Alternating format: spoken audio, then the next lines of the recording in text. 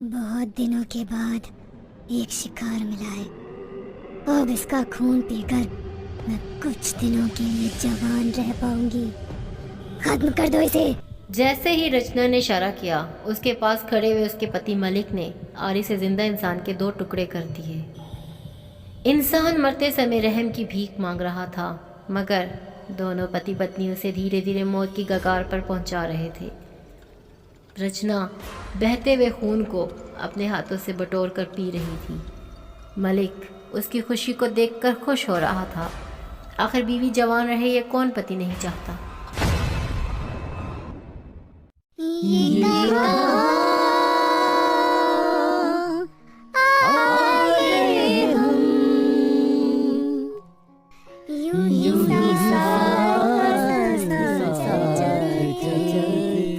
गाना गाते हुए 4 दोस्त कार में मस्ती कर रहे थे। ये चारों घर वालों से झूठ बोलकर गोवा अपनी लाइफ एंजॉय करने जा रहे थे। यार मुझे बहुत डर लग रहा है। इस तरह घर वालों से झूठ बोलकर हम लोग निकल तो गए, मगर यदि उन्हें पता चला तो बहुत नाराज होंगे। क्यों? वो तुझे गोवा देखने आएंगे या तू उन्हें बता देगी? ये लड़की भी ना, इसे तो साथ लाना ही नहीं था। खुद तो डरती है, दूसरों को भी डराती रहती है। देख बेटा, कॉलेज का आखिरी साल है, उसके बाद हम चारों अलग अलग हो जाएंगे। कौन कहाँ जॉब करेगा किसे पता, मगर जो पिछले 3 सालों से हम लोगों का अफेयर चल रहा था ना, उसे उसकी मंजिल तक तो पहुँचाना ही है। 3 दिन 3 रात गोवा में जी भर कर जिंदगी जिएंगे, उसके बाद अपने अपने रास्ते। सही कहा ना मैंने रौनक? और क्या मेरी जान, मैं तो बस गोवा पहुंचने का इंतजार कर रहा हूँ। फिर तुम मेरी बाहों में और मैं तुम्हारी। तुम दोनों बिल्कुल एक जैसे हो, सेक्स के अलावा कुछ भी नहीं सूझता है। मौका मिला नहीं कि शुरू हो जाते हो। तो क्या तुम्हारी और रवि की तरह पुराने जमाने के हीरो हीरोइनों की तरह फूलों को मिलाकर अपने प्यार का इजहार करें? तुम लोगों की बातों में हर वक्त मुझे क्यों घसीट लेते हो यार?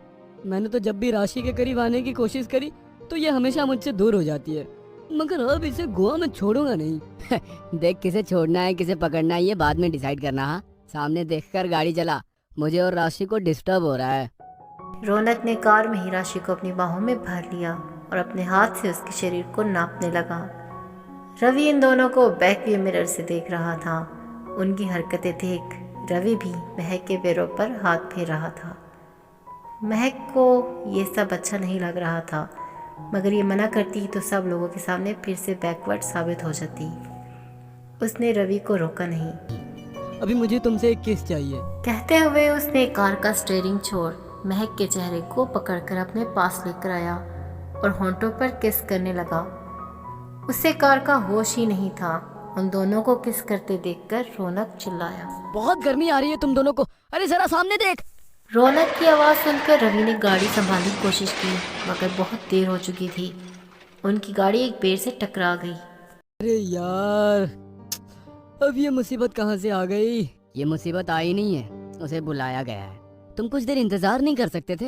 हाँ, मगर तुम्हें तो रोमांस के कीड़े ने काट रखा था। अब नीचे उतर कर देखो कार का क्या हाल है। मुझसे कह रहे हो? हाँ, खुद क्या कर रहे थे? मुंबई से लेकर यहाँ तक गाड़ी मैं चला रहा था और तुम मजे ले रहे थे। यदि थोड़ी देर मैंने एंजॉय करने का सोच लिया तो क्या बुरा कर लिया? हेलो गाइस, ये लड़ने का टाइम नहीं है। भगवान का शुक्र है हम चारों सुरक्षित हैं। जो हो गया सो हो गया, अब आगे का सोचो क्या करना है। चारों कार से नीचे उतरकर देखने लगे। ये कार तो बुरी तरह डैमेज हो गई है। इसको सुधारने के लिए अब इस हाईवे पर कोई मैकेनिक भी नहीं मिलेगा। हम किसी से लिफ्ट ले लेते हैं। अरे हाईवे पर अनजान लोग गाड़ी नहीं रोकते, और जो रोक लेंगे वो हम चारों को कैसे लिफ्ट देंगे? हम लड़कियां तो आसानी से लिफ्ट लेकर चले जाएंगे, मगर तुम लोगों का क्या होगा? अरे बेकार की बातें मत करो। लड़कियों का हाईवे पर किसी से लिफ्ट लेना खतरे से खाली नहीं होगा। थोड़ा सा आगे बढ़कर देखते हैं, कहीं कुछ व्यवस्था हो जाए। चारों उस सुनसान रास्ते पर अकेले चले जा रहे थे। मुझे बहुत डर लग रहा है। प्लीज हम हमारे घर वालों से कांटेक्ट कर लेते हैं, वो हमारी मदद करेंगे। चुप कर, क्या बोलेगी? हम लोग गोवा मस्ती करने जा रहे थे, रास्ते में हमारी कार का एक्सीडेंट हो गया, हमें आकर बचा लो। घर वाले जिंदा मार देंगे। चुपचाप चल और बस ये रात गुजर जाए, सुबह कुछ सोचेंगे। सब लोग थोड़ा सा आगे बढ़े ही थे कि जंगलों में से जानवरों की रोने की आवाज़ें आने लगी। दोनों लड़कियां डर कर लड़कों के करीब आ गईं। लड़कों ने उन्हें हिम्मत दी और धीरे धीरे आगे बढ़ने को कहा। अरे यार, आज का दिन ही बुरा था। तुम लोगों से कहा था जल्दी निकल लेंगे, मगर तुम लोगों ने निकलने में ही कितनी देर कर दी। अब कोई नई मुसीबत ना आ जाए। रौनक ने इतना कहा ही था कि हवाओं ने अपना रुख बदल लिया और बिजली कड़कड़ाने लगी। मुसीबत का नाम लो और मुसीबत हाजिर। अब बारिश ना शुरू हो जाए, क्योंकि हम लोगों के पास सर छुपाने की भी जगह नहीं है अब। कुछ ही दूर चलने के बाद उन लोगों को एक बंगला दिखाई दिया, जिसे देखकर रवि और रौनक के चेहरे पर चमक आ गई। उन्होंने लड़कियों से कहा, बस परेशानी सॉल्व हो गई, सामने घर है, आज रात वहीं पर बिता लेंगे। इस सुनसान से हाईवे पर जंगलों के बीच घर, कुछ अजीब नहीं लग रहा है? बात तो तेरी सही है। तुम लड़कियों के साथ ना यही प्रॉब्लम है। अरे सिर्फ कुछ घंटों की बात है, रात खत्म होते ही हम लोग सुबह कार सही करके यहाँ से निकल जाएंगे। अरे हम लोग चारों साथ हैं तो कोई परेशानी नहीं है। चारों जब उस बंगले के पास पहुंचे तो दरवाजे पर दो बड़े बड़े कुत्ते मांस को नोच नोच कर खा रहे थे। कुत्ते उस मांस के टुकड़े को ऐसे नोच रहे थे मानो बहुत दिनों से भूखे हों। कुत्ते उन चारों को देखकर भौंकने लगे। कुत्तों की आवाज़ सुनकर एक शख्स बाहर आया और उन कुत्तों को खामोश रहने का इशारा किया। कुत्ते इतनी अच्छी तरह से ट्रेन थे कि इसके एक इशारे से खामोश हो गए। कुत्तों का भौंकना रुकने से लड़कियों की जान में जान आ गई। वो शख्स उन चारों को गौर से देखने लगा और फिर बोला, इतनी रात गए आप लोग यहाँ पर कैसे? जी हम लोग चारों कॉलेज के स्टूडेंट हैं। एक कॉलेज के प्रोजेक्ट के लिए मुंबई से दूर यहाँ आए थे, मगर अभी कुछ देर पहले हम लोगों का कार एक्सीडेंट हो गया है। सुबह होते ही हम लोग मैकेनिक का इंतजाम करके चले जाएंगे। तब तक यदि रात में रुकने का इंतजाम हो जाता तो अच्छा रहता।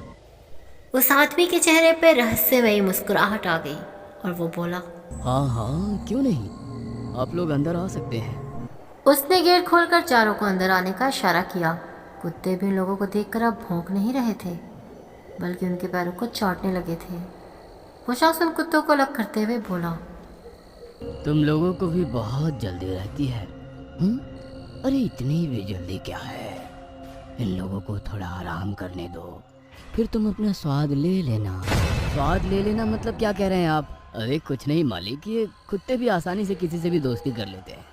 इन्हें ऐसा लग रहा है कि आप इनके साथ खेलेंगे, मगर ये बेजुबान जानवर क्या समझे अभी आपका आराम करने का समय है। उस शख्स के साथ विचारों उस बंगले में चले गए।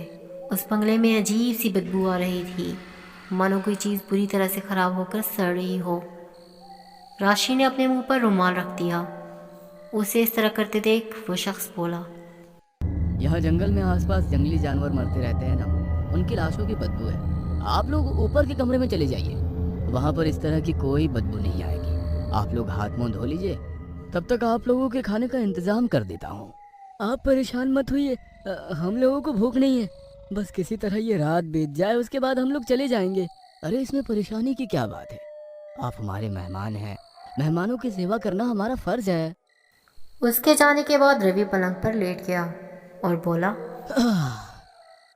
वैसे ये जगह इतनी बुरी नहीं है, कुछ खाकर आराम करते हैं, उसके बाद सुबह देखेंगे क्या किया जा सकता है। वे लोग बातें ही कर रहे थे कि वो शख्स उन लोगों के लिए चाय और सैंडविच लेकर आ गया और बोला, आप लोगों के लिए अभी इतना ही कर पाया, देर रात हो गई है, नौकर भी सो रहे हैं, सुबह ब्रेकफास्ट टेबल पर मिलते हैं। इतनी बड़ी हवेली में आप अकेले रहते हैं? अरे जी नहीं, 2 नौकर है और एक मेरी पत्नी। आज बहुत दिनों के बाद मेरी पत्नी चैन की नींद सोई है, इसलिए उसे जगाया नहीं।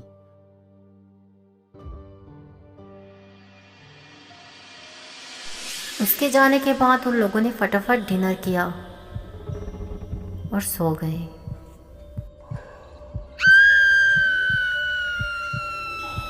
कुछ ही देर बाद राशि की चीखों से उनकी नींद खुली। उन्होंने जाके देखा तो राशि के हाथ पैर बंधे हुए थे और वो शख्स आरी से उसे काटने की कोशिश कर रहा था। ये क्या तमाशा है? कौन हो तुम लोग? क्या चाहते हो? मेरा नाम मल्लिक है और ये मेरी पत्नी रचना। इसे जवान लोगों का खून पीना बहुत पसंद है, उसी की ख्वाहिश को पूरा करने के लिए इसको मार रहा हूँ, ताकि रचना इसका खून पीकर और ज्यादा सुंदर और जवान हो जाए। क्या बकवास है? इंसानों का खून पीकर कोई कैसे जवान हो सकता है? छोड़ो इसे। ऐसे कैसे छोड़ दे? मुश्किल से तो कोई शिकार हाथ आता है। मलिक, क्या देख रहे हो? काट दो इसे। मलिक जैसे ही उसे काटने के लिए आरी उठाता है, रवि उसे मारने के लिए आगे बढ़ने लगता है। तो उसके नौकर उसे पकड़ लेते हैं। रवि खुद को छुड़ाने की कोशिश करता है मगर नाकाम हो जाता है। ये लोग तो पागल हैं, मगर तुम लोग इनका साथ क्यों दे रहे हो? क्या तुम्हें अपने अंजाम की फिक्र नहीं? अंजाम की फिक्र नहीं है, क्योंकि इतना पैसा मिलता है कि हम आराम से रहते हैं। छोड़ दो हमें, वरना अंजाम बहुत बुरा होगा। अंजाम की फिक्र करते तो अभी तक जिंदा नहीं रह पाते। मलिक, काट दो इसे। राशि का खून होते हुए मैं नहीं देख सकती, पहले मुझे मार दो। मरना तो तुम सबको है, कोई बात नहीं, तुम्हारी अंतिम इच्छा पूरी कर देते हैं। पहले तुम्हें ही मौत की घाट उतार देता हूँ। मलिक कारी लेकर उसकी ओर बढ़ने लगा और उसकी गर्दन काटने की कोशिश करने लगा, मगर वो कामयाब नहीं हो पाया। 2-3 बार कोशिश करने के बावजूद भी वो उसकी गर्दन नहीं काट पाया। वो आरी गर्दन को बिना काटे ही आर पार हो रही थी। तो महक जोरों से हंसने लगी और बोली, मरे हुए इंसान को क्या मारोगे तुम मलिक? हम लोग तो पहले ही मर चुके हैं, मगर मुक्ति शायद इसीलिए नहीं मिली क्योंकि तुम्हें तुम्हारे अंजाम तक पहुंचाना था। कहते हुए उन चारों का रूप बदल चुका था। चारों एकदम से सफ़ेद हो गए थे, सर से खून की धार बह रही थी। उन चारों का वो रूप देखकर नौकर डरकर भाग गए। राशि ने एक इशारा किया और अगले दिन अखबार की सुर्खियां थीं। हाईवे पे कार एक्सीडेंट में 4 कॉलेज के बच्चों की मौत, और वहीं थोड़ी दूर एक कॉटेज में मकान मालकिन और मालकिन की बेबस तरीके से हत्या। मौका वारदात पर कई मानव शरीर के कंकाल बरामद।